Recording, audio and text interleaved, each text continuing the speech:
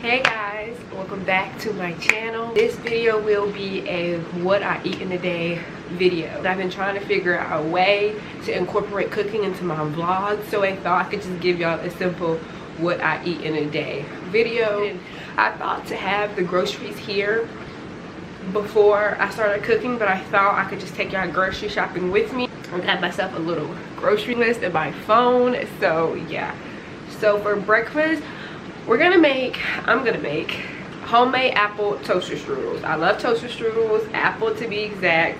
So for this video, we're gonna do homemade apple toaster strudels, probably with like some bacon and some eggs. For lunch, we're gonna do with tuna, and I know that sounds super basic, but I really want to show y'all my secret. And then for dinner, salmon Brussels sprouts, which is my absolute favorite vegetable. Love Brussels sprouts. And then just probably some rice. Y'all enjoy this cook with me video. If y'all like these types of video, go ahead and hit the thumbs up button on this video and subscribe to my channel.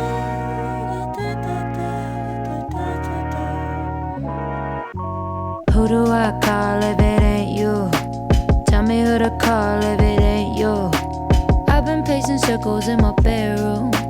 I've been chasing secrets in your heirloom. Let me do what I do, let's slow down. Let me talk to you, don't tell me about your worries. I ain't staying till the afternoon. I liked you in proximity, but now they're so far from the truth. I loved you from a distance, now I can't even stay close to you. But who do I call if it ain't you? Tell me who to call if it ain't you. I've been pacing circles in my bedroom. I've been chasing secrets in your heirloom. Who do I call if it ain't you? Tell me who to call if it ain't you. I've been pacing circles.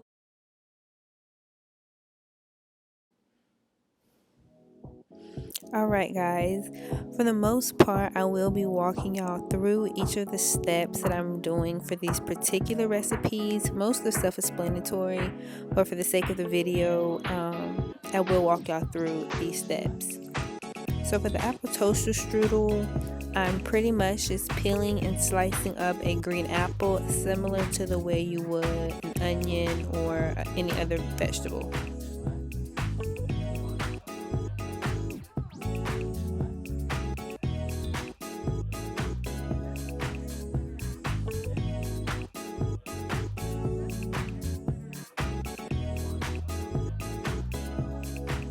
Obviously use the correct number of apples you think you need for the size toaster strudel you will be making.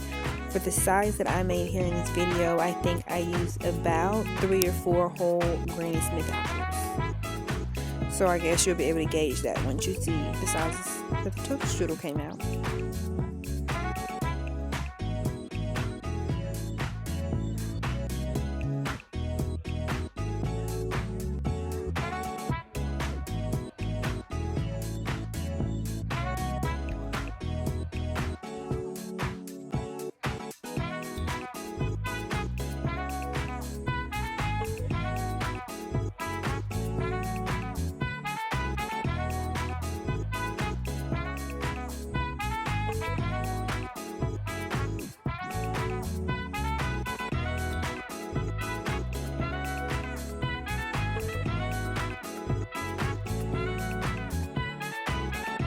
Alright, so once you have diced up all the apples that you will need, because that really is the longest part, just grab a saucepan and melt about 4 to 6 tablespoons of butter on about medium heat.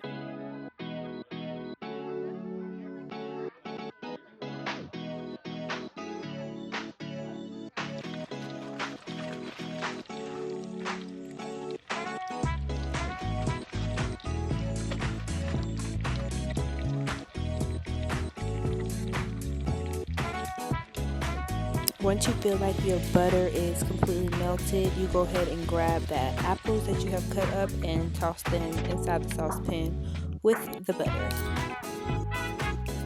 Let the apples cook a little while on medium heat until they turn a little brown. Maybe about 6 to 7 minutes is the length that you should let these apples cook. Once the apples begin to turn brown, add about 1/4 of a cup of brown sugar to the apples, about 1 to 2 tablespoons of cinnamon depending on how much apples you're cooking, and then about a teaspoon or so of vanilla extract. And we're just going to mix that all together. Apples are literally one of my favorite things to smell for breakfast in the morning. They smell so good. So here I am putting flour down for the pastry dough of the toaster strudel. I pretty much just patted a little bit of flour down underneath, and then I'm going to sprinkle a little bit on top. I then just add the apple mix in the middle of the pastry. Y'all see him sneaking in the kitchen because he's smelling the cooking. But you can make 2 toaster strudels depending on how much apple mix you have. I only made one. It all fit in one. So I'm pretty much just going to even it out in the middle of this pastry dough mix. And then I'm going to fold it right over in half to the other side. And make sure it's sealed.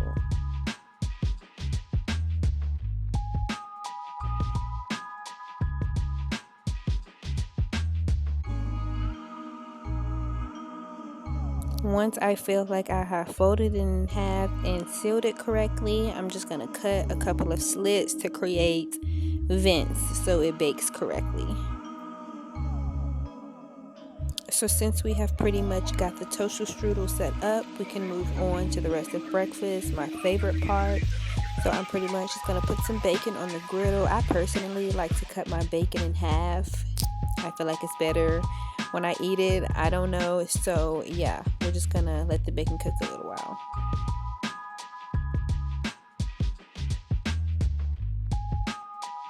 Let me know in the comments how you guys like y'all's bacon.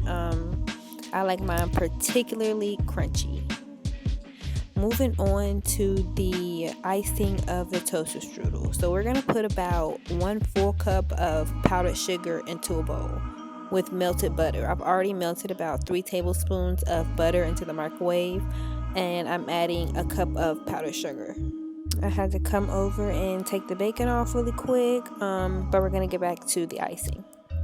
Heavy cream is another one of my favorite things to use when cooking. I'm not sure, you see me using a little bit extra. So about a tablespoon and a half of heavy cream and a little bit of drizzle of vanilla extract, and we literally mix that all together. I added a little bit of powdered sugar and a little bit more heavy cream just to make a little bit more icing. And now on to the eggs. Y'all, here's how the toaster strudel came out. Back to the egg. So just melt a little bit of butter into a saucepan and baby break. He found his way into the kitchen. He really likes to be in the kitchen the same way I did as a kid, so it's funny. But yeah, so I poured the eggs in and began cooking them. I really should have added a whole lot more butter because the eggs were sticking to the pan really bad. So tip to you guys, add a lot more butter. You see him still on my hip trying to help me cook over there. So yeah, we're just gonna cook the eggs through and through.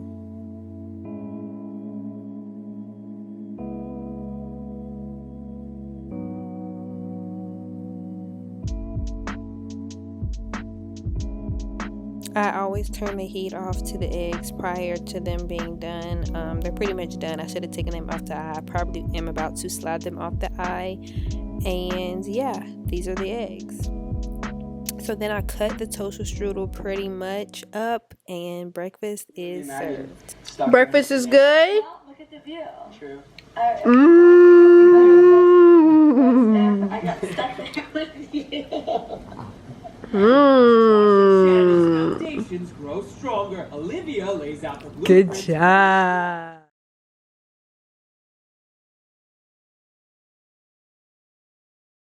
Alright, so tuna for lunch. I began with boiling 2 eggs, and then I start chopping up a whole onion while those eggs are boiling.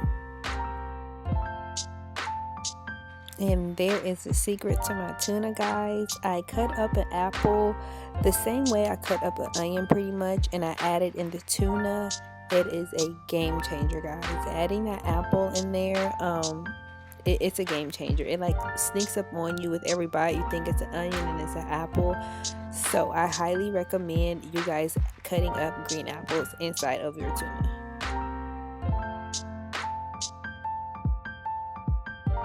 I don't even think people let me make them a tuna anymore without cutting up an apple inside of it. Once you go there, you cannot go back. So once I have the apple and the onion cut up, I go ahead and add the tuna. I also grab mustard, mayonnaise, and sweet cubes to add inside. I eyeball them according to how much tuna. I didn't particularly make a lot of tuna this day, only because I was cooking 3 whole meals this day and I didn't feel like we would eat all of the tuna. So I just made a little bit, but I pretty much add a little bit of mustard, a little bit of mayo, and a little bit of sweet cubes, and I drop the eggs in. And make sure the eggs are cooked. I'm very particular about how well done the eggs are. And then I turn the fork over and mash it all together, simultaneously breaking the eggs up as well. This is my attempt at showing y'all the way I hold the fork to break up the tuna and the eggs to make sure it's all evenly blend. Add a little bit of sugar. And then I always go back between these 2 chips. If you like a little bit more flavor, I would opt for the sour cream and onion toasted chips. They're really good, but some people just like crackers, and the club crackers are really good.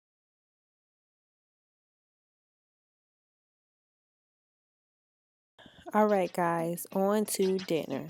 And we're starting with my favorite vegetable, Brussels sprouts. So I pretty much just began cutting up the Brussels sprouts in half and adding them in a bowl. Depending on how much you're eating, who's all eating, again, is how much you cut up. I probably use about 1/3 of the bag, not many, and I just cut them in half.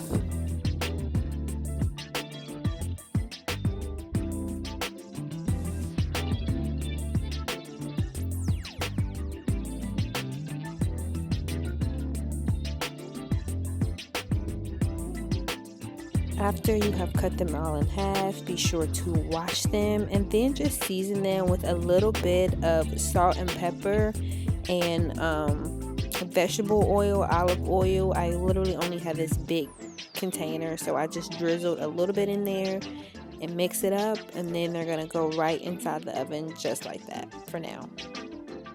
Alright, so we're going to move on to the rest of the dinner, the salmon and the rice. I currently have milk and butter boiling there for the particular rice that I'll be making. Again, the salmon, a little bit of olive oil, salt, pepper is how I seasoned it. I'm going to add a little bit of honey, drizzle that on top, parsley flakes,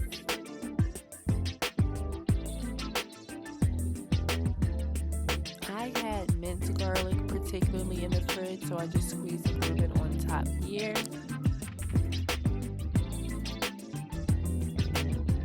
I came over here to slice up a lemon for the salmon, so that's what I'm doing. I'm going to squeeze a little bit of the lemon juice on top of the salmon.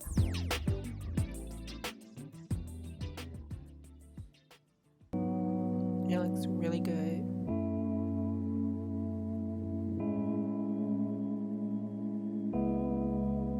I'm then going to put a little bit of butter on top just to keep it moist, because we're going to fold this foil up to put it inside the oven.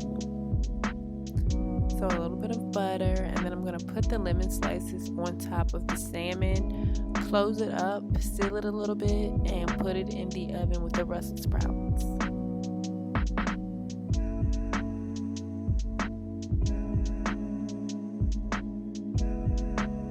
Rice, I'm doing broccoli and cheddar rice, my favorite. You literally just add it in that butter and milk mixture, add the packet and stir it a little bit.